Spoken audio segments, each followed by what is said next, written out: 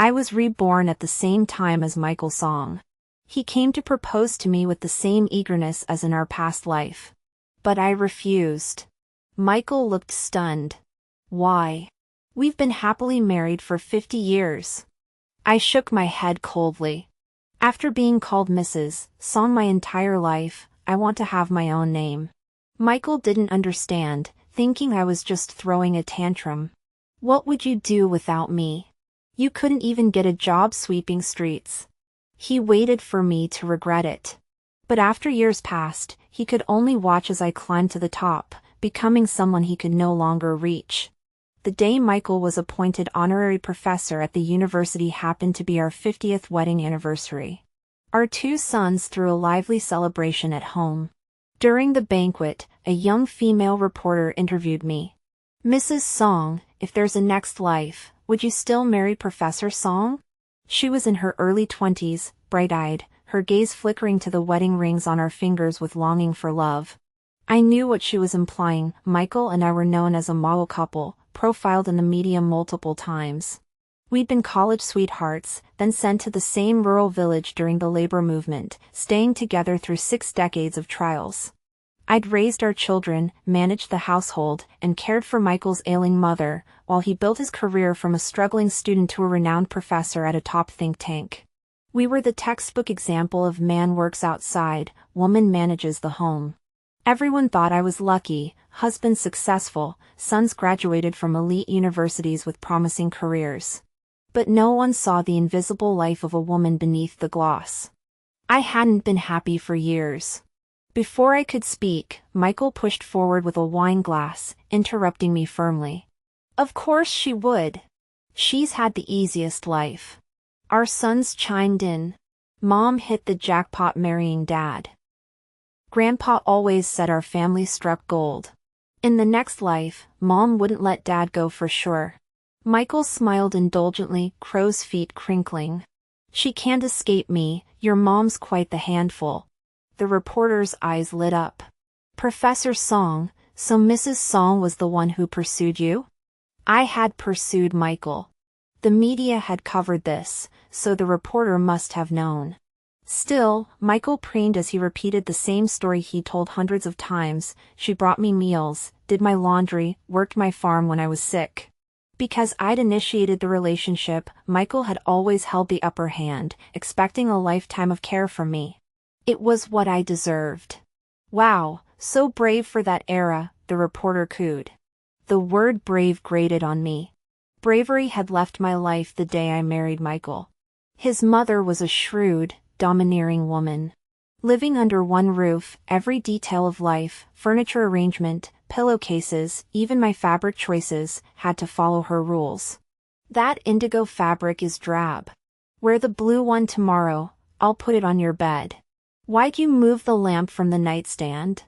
I kept knocking it over at night. Just be careful. It's better here for night trips. She'd rearrange the lamp, then scrutinize the bedroom, opening the wardrobe to refold my clothes. Don't put your pants above Michael's. What's a woman doing overriding a man? Luna, she'd chide, you're so careless. At first, I protested to Michael. He'd frown, perplexed, Mom's just looking out for us. Can't you compromise? She's older and knows better. Just do as she says. In those conservative times, I dared not contradict her. So I yielded, decade after decade, enduring her dominance, Michael's nitpicking, our son's chaos, even our daughter's-in-law's defiance. I'd retreated into a tiny corner of existence, a shell of a person. And they called this happiness. Facing the reporter's starry-eyed envy, I couldn't bear to let her live in fantasy. No, I said firmly, raising my voice. I wouldn't marry Michael again. After being Mrs. Song my whole life, if I could start over, I want to be me. The room fell silent. Faces turned in shock, the reporter gaped. Michael's smile froze. He laughed awkwardly, squeezing my hand. This old gal's just mad about a silly quarrel yesterday. Everyone chuckled, the tension easing. Our sons groaned, Mom's like this, Dad always indulges her. Mom, show some respect in front of everyone. The old man spoiled her rotten. Praises followed, how sweet, still bickering like newlyweds. Michael pulled me into the study, shutting the door. His smile vanished instantly. Luna, what's your problem? Trying to embarrass me? He glanced through the glass, lowering his voice. Is this about me asking you to cook for Hannah Jo the other day? She's married now, can't you be bigger than this? Hannah was Michael's former student, who'd once passionately pursued him, captivated by his intellect and charm. Michael had entertained her, movies, cafeteria meals, tutoring, even adding her name to his papers. But it never went further. He valued our family and reputation too much. When things grew risky, he'd coldly rejected her, even inviting her to our home. She'd fled in tears after seeing us cook together, later transferring schools. Now, her husband worked at Michael's university, and they'd reconnected, skirting their past. At a recent visit, Hannah had said, "Mrs. Song's pork noodle soup is unforgettable. I used to mooch off Professor Song's lunches." "Luna, go make her a bowl," Michael had said. I'd never minded their history, but that didn't mean I'd serve his admirer. Michael had always kept a balance in his mind. 2 sons, a wife of many years, a stable family, a respected job, he knew exactly what mattered. When Hannah's pursuit threatened to spiral, he coldly rebuffed her, even inviting her to our home. Watching him cook with me, earnestly tying my apron, Hannah fled in tears, transferring schools soon after and vanishing from our lives. Last year, her husband joined Michael's university faculty, and they reconnected, tacitly avoiding the past. During their visit, Hannah said, "Mrs. Song's pork noodle soup is still unforgettable. I used to mooch off Professor Song's lunches." "No big deal," Michael waved it off. "Luna, go make her a bowl." They'd never crossed a physical line, and the boys were young. Michael had told me she was clingy and asked me to handle it, so I'd never objected, until now. I wasn't about to cook for his admirer. Michael gripped my shoulders. Knew this was about the noodles. You skipped it with a headache, and I didn't complain. Now you're throwing a fit? He sighed. Blake's right, you're spoiled. Embarrassing me in front of everyone. Just then, our youngest son slipped into the study. "Mom, you're regressing. Tantrums at your age? How's Dad supposed to face people?" He rambled on about fixing the situation, but I zoned out. Blake was a man now, no longer the boy who'd clung to me, shouting, "I love Mommy. She's the best, and I'll buy her the world." When had he started calling me just a housewife, dismissing my part-time job as Dad's charity, claiming our son's success came from his genes? "I'm not throwing a tantrum," I said firmly. "If I could start over, I'd live alone." Blake scoffed. "Why? Dad's been good to you." "I want my own name, my own career." He laughed. "Career? You burn toast. What could you do without Dad? Mop floors." Michael chimed in, all talk. "Without me, you'd be lost." The two shared a smirk. Blake patted his dad's shoulder. "Women get childlike in old age, huh?" Michael grumbled, "Silly old woman, can't think straight." Being respectable folks, we didn't argue at the party. That night, after guests left, Michael read in bed, then set down his book. "Luna, were you serious today? You really want to leave?" I nodded. He froze, then stroked my wrinkled hand. "I strayed, but you know I've always loved you. Forgive an old man's mistake?" Michael rarely apologized, only for this. If I refused, I'd be ungrateful. But this time, I stood firm. "It's not about Hannah. I just want peace, alone." He snapped, "What's wrong with you? You're Mrs. Song, everyone envies you. What more could you want?" "I want to be Luna, not your accessory."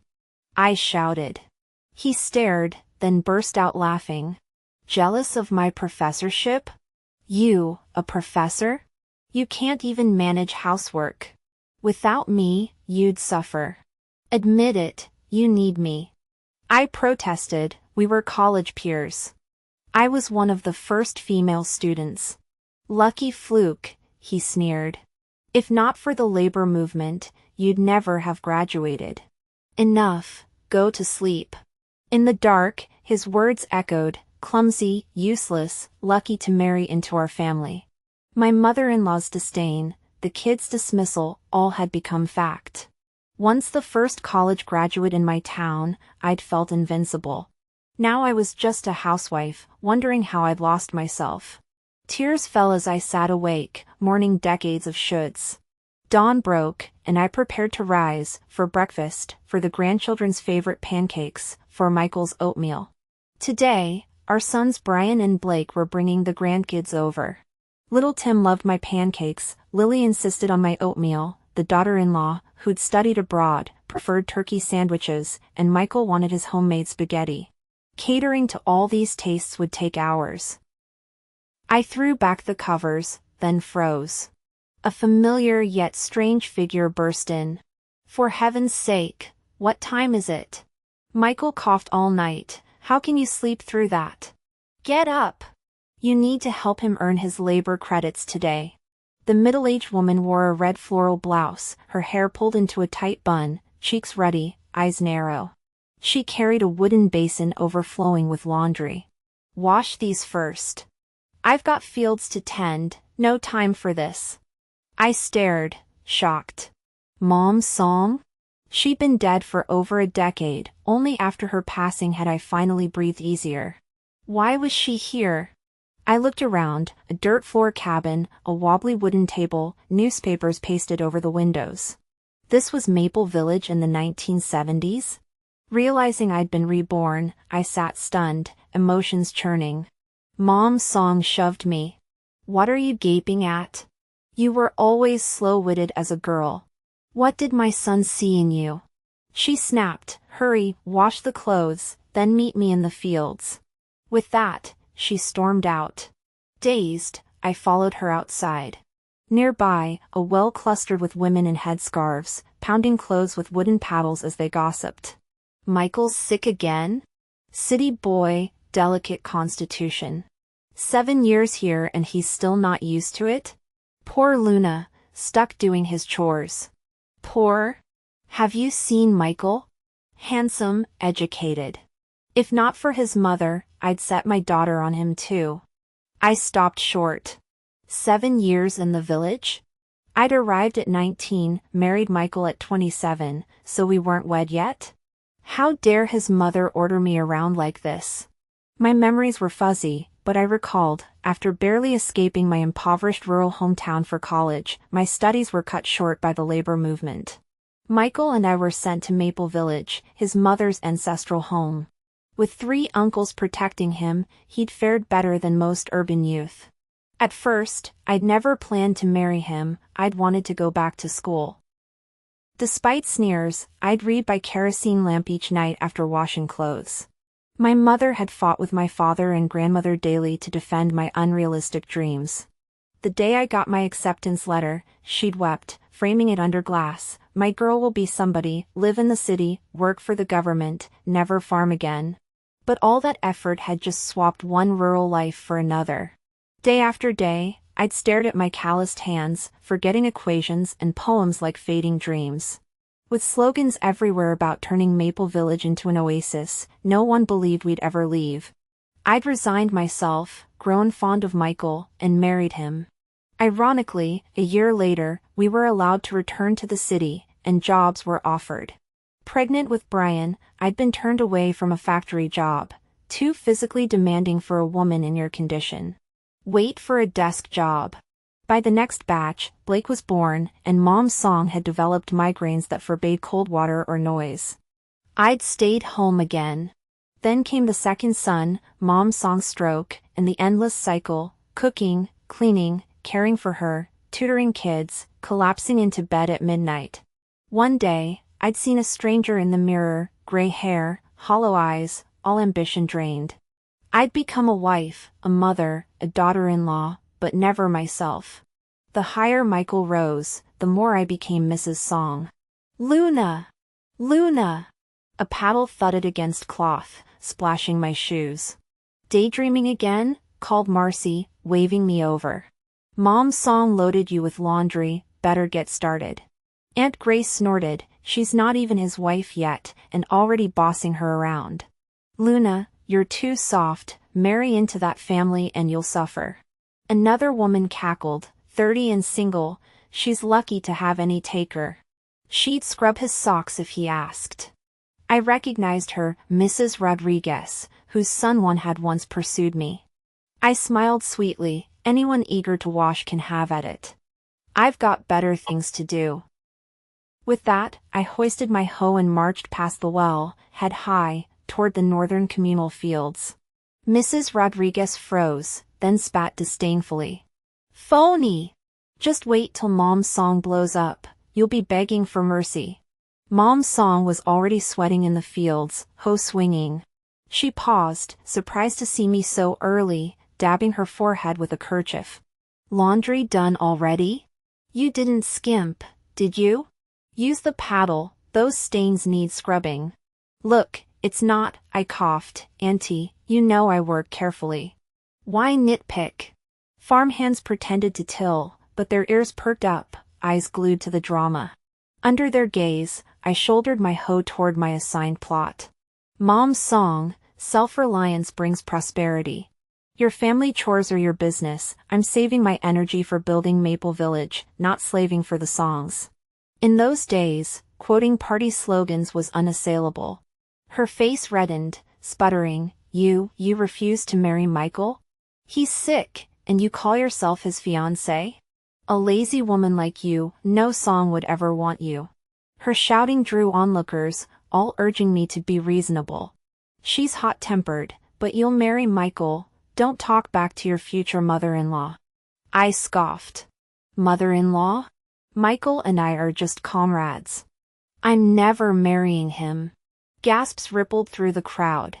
In the 1970s, while arranged marriages lingered, free love thrived in youth brigades. Everyone knew we'd been an item, Mom's song had even booked a marriage officiant for the post-harvest wedding. My denial felt like betrayal. Lovers' quarrels are normal, someone chided. Don't talk nonsense in public. Michael's the catch here, you'll regret driving him away. Mom's song raged, I haven't rejected you yet. My son will be somebody, city girls will line up for him. Who do you think you are? Her shrill insults drew jeers as a gossip raced to fetch Michael. Perfect, if you don't want me, I don't want you. Let's never mention this again. I turned to see Michael on the path, his boyish face creased with the familiar indulgent smile, until it vanished. He paled, staggering back. Luna, you're still mad? His stricken look confirmed it, Michael was reborn too. Decades of intimacy made his posture, his scholarly air, unmistakable. As his students once said, Professor Song exudes refinement, his wife haggles at the market, so common. In his green army jacket, he stood like a pine tree, commanding stares. Whispers buzzed. Michael seems different today. Handsomer, even. No wonder Luna chased him. She didn't. She just said she won't marry him. Bluffing. With Mom's song's temper, Luna will grovel soon. Emboldened by her son's arrival, Mom's song shrieked, say that to his face, if you dare. I plunged my hoe into the frost-hardened soil, my words sharp as ice shards. I, Luna Smith, will never marry Michael Song. Without looking back, I heard Michael's ragged cough, his mother's panicked cries as they carried him home. Later, as accountant you logged my labor credits, he joked, quitting Michael over credits? Thought you two were solid. Flipping his ledger, he sighed, Michael's been sick 10 days but still has full credits. Me? Half credits, I'll starve. An idea struck me. Can you reallocate the credits I logged for Michael? I'm done helping him. He stared. Serious? That's a big fight. Dead serious. After a pause, he nodded. Screw the Jing brothers, I'll back you. Let Mom's song try me. The Jings, Michael's uncles, were village bullies, but even they respected hardline principles. My stomach nodded, in these times, food security was everything. Exhausted that night, I found Michael waiting at my door, glancing furtively around. Too many people earlier. Can we talk inside? I nodded. He followed, coughing, and barked reflexively, "Get me water." I stayed rooted. Michael froze, then forced a bitter smile. "You're reborn too, aren't you? I knew the second I saw you. You were so sweet when we met, now you're impossible. I spoiled you rotten. How long will you act like this?" I frowned. "Michael, I've told you, this isn't a tantrum. I want my own life. I want to work, to research, not be stuck having babies and waiting on your mother. Do you get that?" He scoffed, then backtracked at my glare, raising his hands in mock surrender. "You've had it too easy. Work's not a picnic, and academia? You burn toast and forget grocery lists, you think you can. Shut up and get out if you keep this up." He sighed. "You're being childish. Fine, go work for a couple years. You'll come crawling back." I shoved him impatiently. "Leave me alone. I need to study." He grabbed my wrist, smirking. "Luna, I'd forgotten how you looked back then. Let me see you." In the dim light, his gaze softened with old affection. My heart skipped a beat. After decades, denying my feelings for Michael would be a lie. Those tender moments had sustained me through endless drudgery. His face alone had quelled my anger time and again. But that was our fatal flaw. In every conflict, he charmed me into yielding, while he never budged. His sweet words were blades wrapped in silk. "Just obey Mom, apologize to my brother, lend him the money for my sake." Slowly, they'd chiseled away my spirit until I'd mistaken submission for love. Now, as he leaned in, I slapped him hard. "Pervert! Get out!" I shoved him into the night, slamming the door. Michael, ever proud, had never faced such defiance, not even in our worst fights. Humiliated, he stayed away for days, leaving me in peace. I worked diligently, studying by lamplight, memorizing college texts with the clarity of youth. I'm not the fool he claims. Hope surged for my life in DC. That peace shattered at month's end when Mom's song stormed in, snatching my book. "Heartless wench. You took Michael's labor credits, how will he eat? After all he's done for you, you'd let him starve? We're not together. Leave me alone." She trembled, jabbing my nose. "You're crazy. What about Brian and Blake? If you don't marry Michael, how will Brian be born next year?" I stared.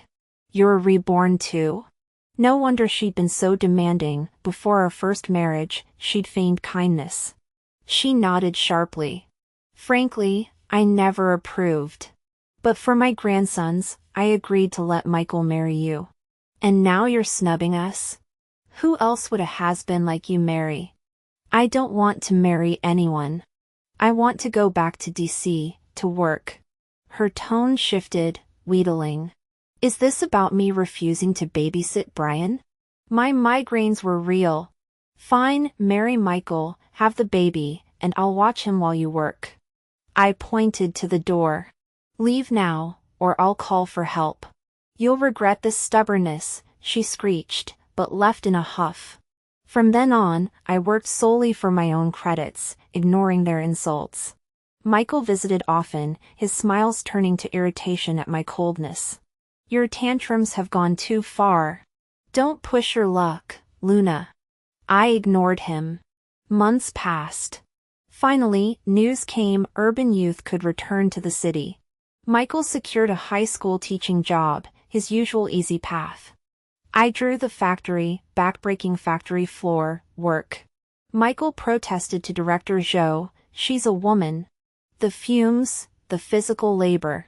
Joe snapped, "Who do you think you are? This isn't your parlor, take it or leave it." "I'll take it, Director," I interrupted. Michael dragged me out, scolding, "This is reckless.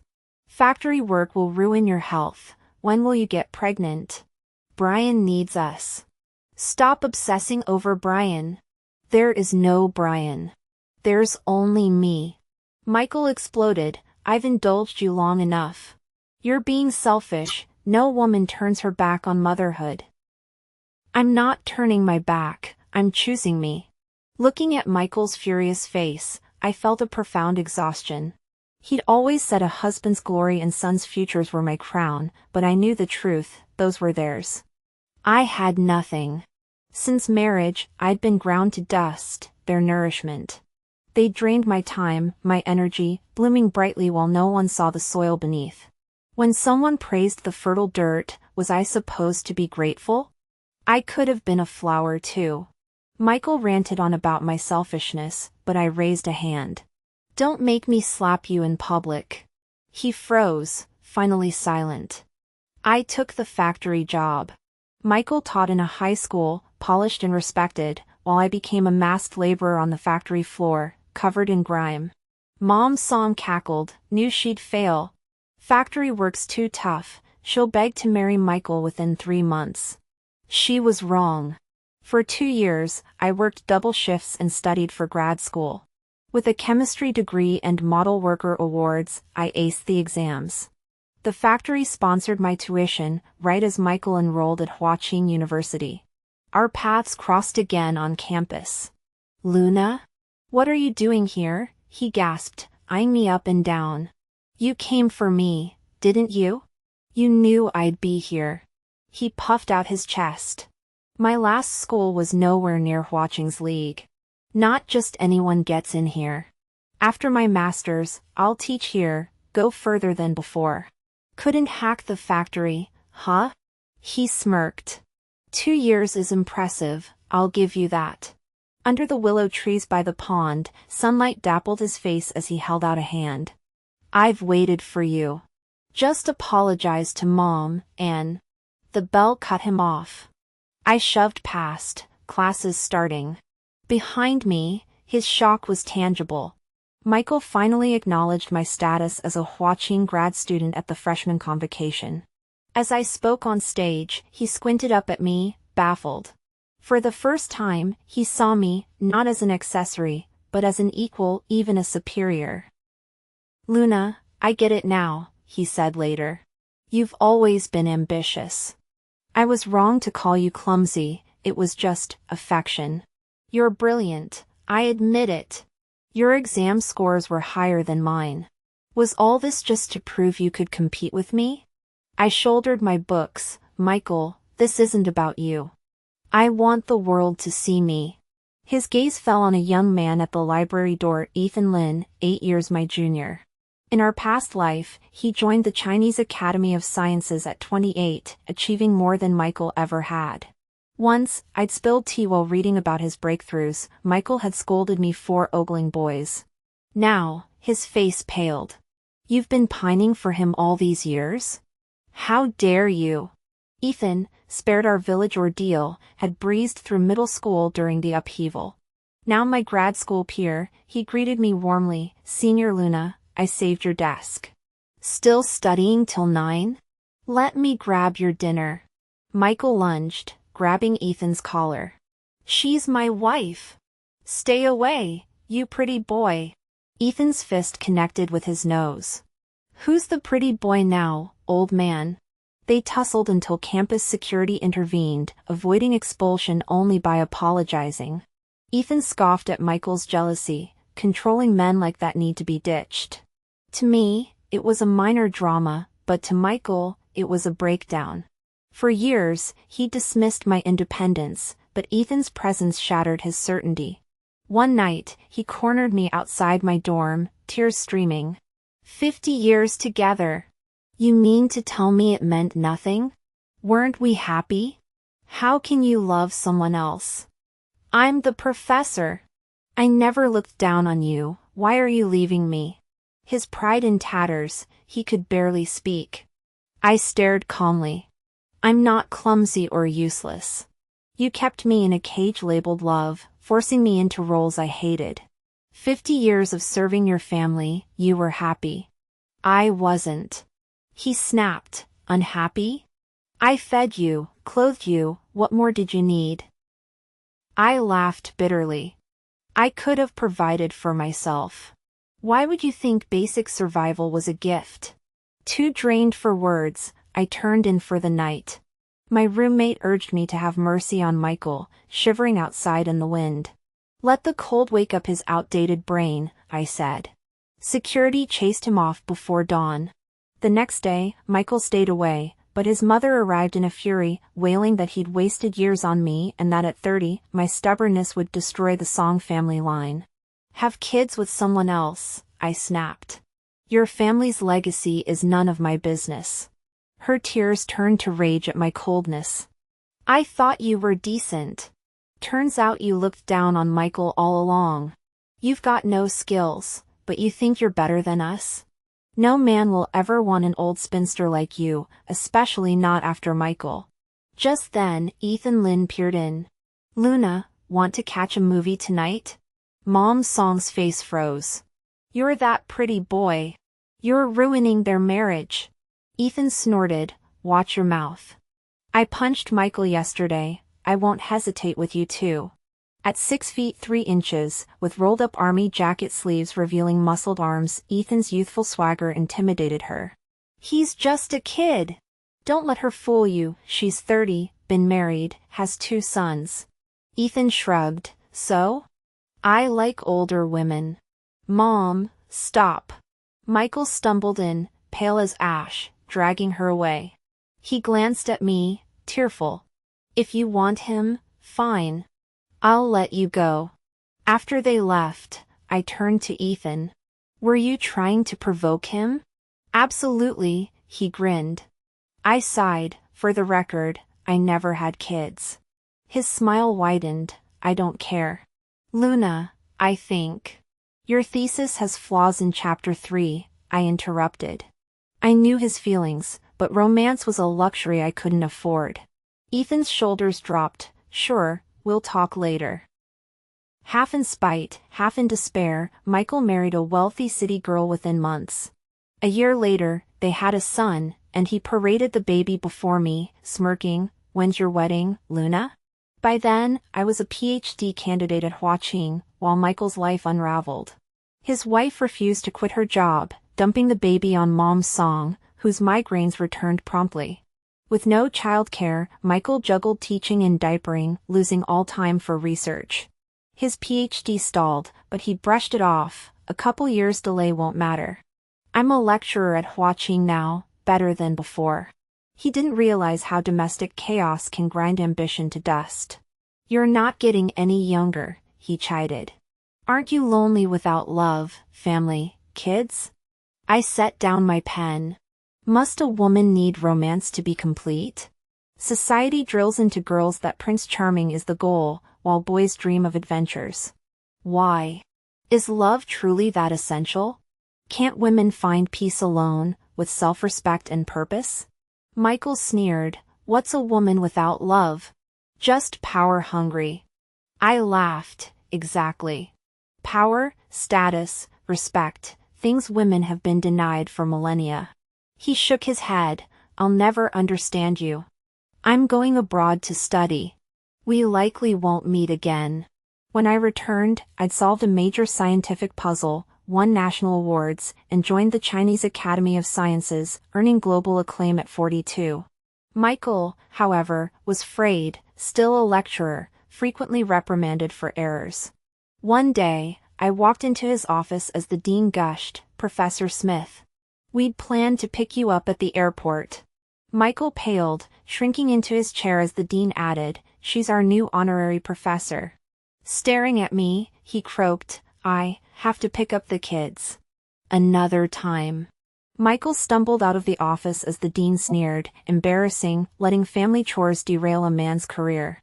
His wife, though. She's exceptional, I interjected. Ambitious, dedicated. Why should a woman be praised for sacrificing her life to family, yet a man pitted for doing the same? She's merely doing what men have always done. The dean laughed awkwardly, if Professor Smith says so, it must be true. On the day I won the Nobel Prize, the university held a grand ceremony. From the stage, I saw Michael's family in the audience. His mother glared, big deal, still single at her age. His sons retorted, "Grandma, you're delusional. What man could ever match her? She used to jump when I said boo. Now she thinks she's a genius? Dad, maybe take Grandma to a doctor?" Enraged, she snapped, "Ungrateful brats.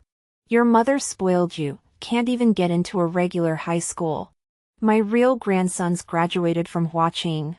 Michael's wife fired back, "I cared for you when you had a stroke. How dare you call me ungrateful?" As the argument escalated, ushers approached. Michael flushed crimson, "Quiet. This is a Nobel event, behave or leave." Silence fell. Michael looked up at me, tears in his eyes, as a student handed him the mic during Q&A. "Professor Smith." His gaze lingered on his sons. "Do you feel your life is incomplete? No marriage, no children, no legacy. Don't you regret it?" I glanced at the banner, celebrating Chinese scientist Luna Smith's Nobel win. Chinese scientist. Luna Smith. I smiled. "I have no biological children, but they are my legacy." I gestured to the audience. "These students read my papers, learn my theories, carry my ideas forward. They don't look like me, but they think like me. Genes fade, civilization endures. My life is perfectly full." The auditorium erupted in thunderous applause, long after the lights dimmed.